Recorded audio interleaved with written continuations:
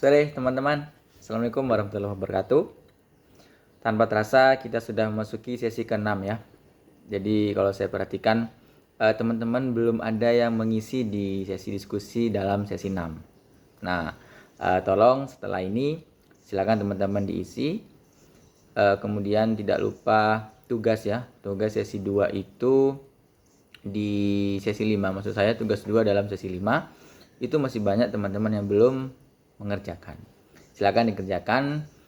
Masih ada waktu sekitar 1 minggu ke depan untuk pengumpulan tugas tersebut ya. Baik.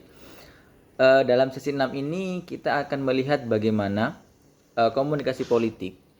Jadi itu ada yang namanya manajemen pesannya teman-teman.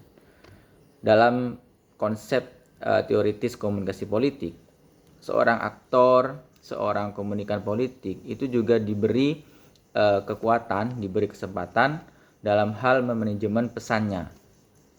Nah, kalau merujuk modul dan literatur yang lain, manajemen pesan di dalam komunikasi politik itu meliputi 3 teman-teman. Yang pertama propaganda, kemudian yang kedua itu persuasi, dan yang ketiga demonstrasi. Nah, kita bedah satu-satu. Propaganda. Nah, propaganda ini kan pesan yang dengan sengaja dikonstruksi untuk memiliki tujuan-tujuan tertentu, disebarkan secara masif gitu ya teman-teman, dan itu dalam skala yang besar, apalagi dengan ditambahnya kemajuan teknologi informasi itu dapat bertransformasi sangat cepat pesannya.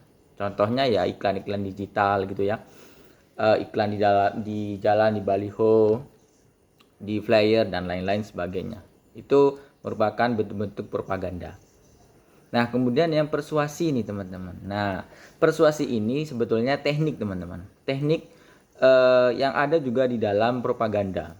Cuman di dalam pembahasan ya, persuasi itu lebih dikaitkan dengan negosiasi antar dua orang gitu ya, face to face.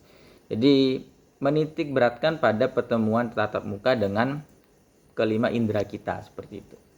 Disitulah peran persuasi lebih efektif daripada melibatkan produk-produk yang lain seperti iklan, kampanye. Tentu kampanye sebetulnya juga ada persuasifnya teman-teman, cuman dosisnya atau skalanya itu kecil. Beda halnya dengan negosiasi, seorang aktor politik melakukan negosiasi kepada sekelompok targetnya gitu ya di suatu wilayah. Nah, itu lebih cenderung menggunakan yang persuasi teman-teman, seperti itu. Ketiga adalah demonstrasi. Nah, ini biasanya nih teman-teman mahasiswa paling suka ya kalau soal demonstrasi ini. Pesan yang disampaikan dalam lingkup komunikasi politik. Nah, pesan di situ sudah bergulir gitu ya teman-teman, dari atas ke bawah, dan itu menjadi bola salju yang sangat besar, ibaratkan seperti itu. Akhirnya pesan itu meluap di tataran masyarakat, menjadi opini publik. Kalau teman-teman melihat diskusi di sesi 6 itu ada tentang opini publik, ada tentang ruang publik. Nah, demonstrasi ini salah satu yang bisa dikaitkan dengan opini publik. Karena ketika opini publik itu tidak bisa terbendung lagi, itu sudah keluar di media juga gitu ya. Nah, otomatis publik itu menyampaikannya sendiri secara langsung, aspirasinya, keinginannya kepada pihak tertentu. Dalam hal ini biasanya pemerintah ya teman-teman. Kadang ada juga sih demonstrasi yang sasarannya itu pihak-pihak lain seperti swasta, kemudian pihak asing, itu juga termasuk dalam kategori demonstrasi ini. Baik, mungkin itu ya pengantar dari sesi 6. Silakan berdiskusi teman-teman. Tugasnya saya minta tolong dikerjakan. Untuk tugas 1 sudah aman ya, sudah mengerjakan semua. Tinggal tugas 2 nih teman-teman. Silakan dikerjakan karena dapat menunjang ya nilai-nilai teman-teman di akhir nanti. Itu saja dari saya. Terima kasih, selamat sore.